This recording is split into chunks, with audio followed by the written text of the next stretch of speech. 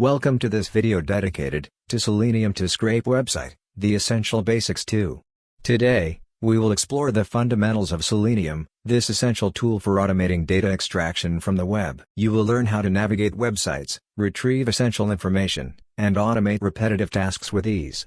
Whether you are a beginner or want to deepen your knowledge, this tutorial will guide you step by step in the world of web scraping. So, settle in, and let's dive together into the essential basics of Selenium. Alright, it's time to do something useful with our Selenium driver. We want to try and grab this input, put some text in it, then click on Show Message. Just like we would on a website, maybe where we're trying to sign in automatically to test the sign-in functionality, or to test some sort of a form functionality in our app. How can we do this? Well, let me clear this first, just so we have a clean palette, and start with a few things. The first thing I like to do when working with Selenium is to make sure that as we progress through the code, we're doing things correctly by using these assert commands.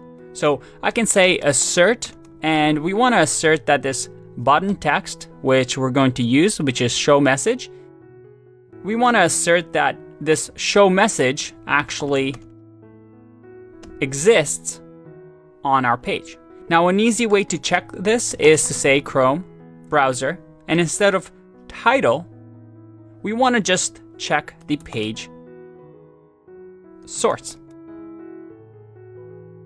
And page source is simply, if I right click here and look at the view page source, is simply the HTML version of the entire website that we see, which should have the show message button.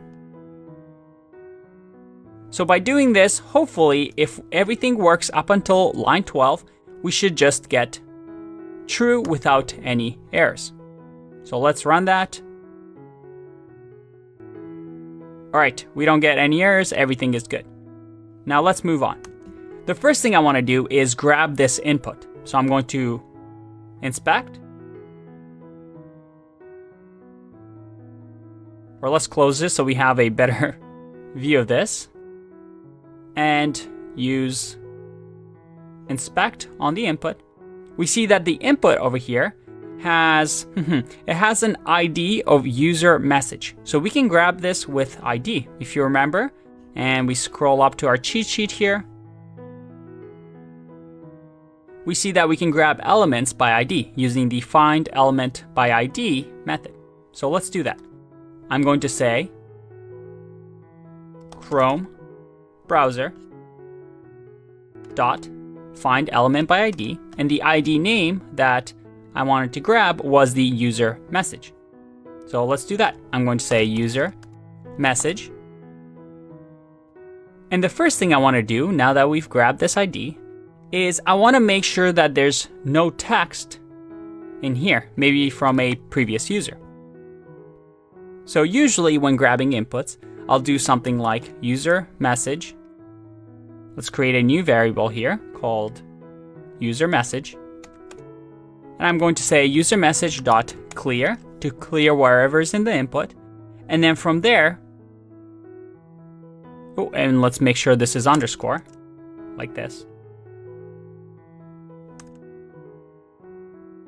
And then from here, we can use the send keys. And send keys says, hey, in the user message, send these keystrokes as if a user is typing and give it the string.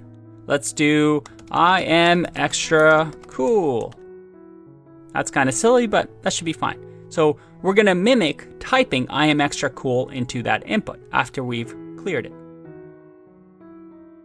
So let's see if this works. I'm going to run.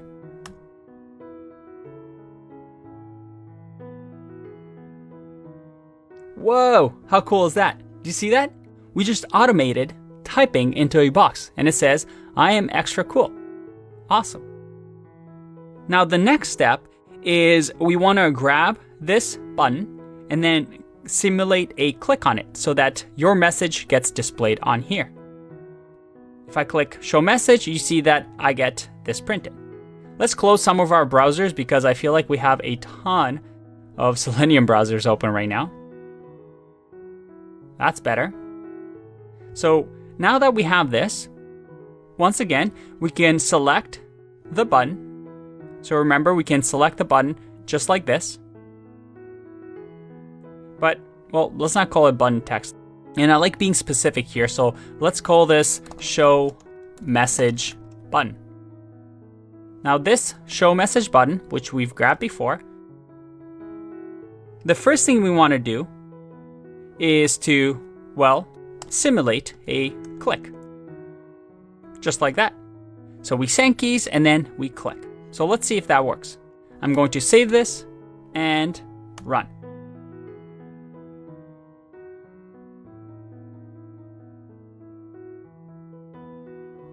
Looks like that didn't work. Let me check what happened. We get a name error. Button text is not defined. Oh, and that's because we did not fix the naming in here in the print function. So let's just change the name here. We can actually just comment this out because we don't need to print it anymore. And let's run it again.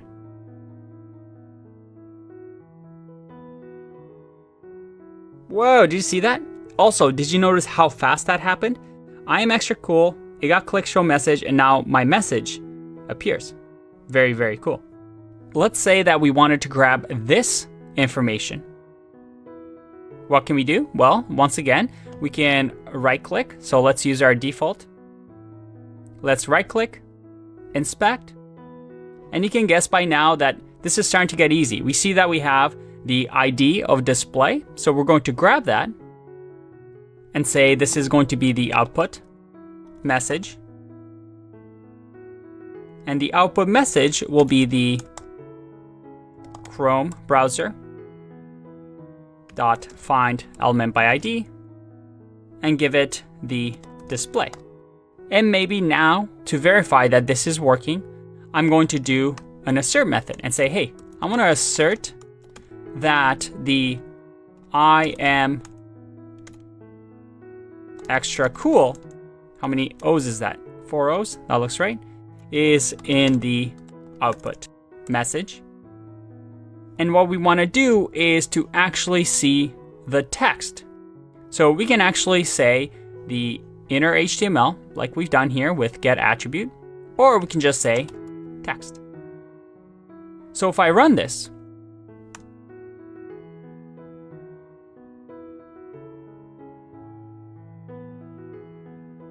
no errors, everything is working. Now, this is a simple example, but did you notice how fast everything happened? I mean, if a human was to do this, you'd have to select here and type this in. Then you have to click show message, and then your message finally gets displayed. The reason testing automation is such an important part of software development is that you can do things really, really fast. You let the machine control the browser extremely fast so you can test as many times as you want, millions of times. You can simulate clicks, you can enter information, just anything that a human can do, Selenium lets you use as well. Now I want to show you one other way to select that is very, very common. We've seen that we can do find element by ID, find element by class name, but another very useful one is something called Chrome browser dot find element. Instead of class name, we use something called CSS selector.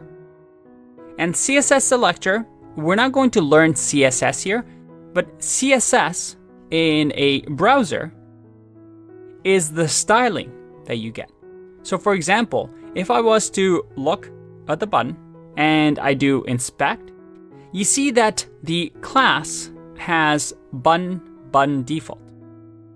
And in a class, this is what we call CSS. This tells it, hey, these are the styles that we want. You can see over here in the styles tab that we have button default and button. And this controls our styles on a web page. For example, if I uncheck this, my button, well, now has no styling. If I uncheck some of this as well, again, the button styling goes away. So we're actually able to use CSS selectors, again, something that you can Google on your own, or I teach my other courses to actually grab this. So the way we would do something like this and grab button default is to use the, let's say, CSS class dot button. And this is a CSS selector. For example, if I wanted to grab all buttons that are under the form get input, which is ID get input, then I would do pound, which stands for ID, get input. And then say all forms that have the ID get input and anything that is a child button, I want you to grab. So that if I do user message or user button, I'll say 2 here. If I print this out now and say user button 2, this should have been selector, not select. Let's fix that.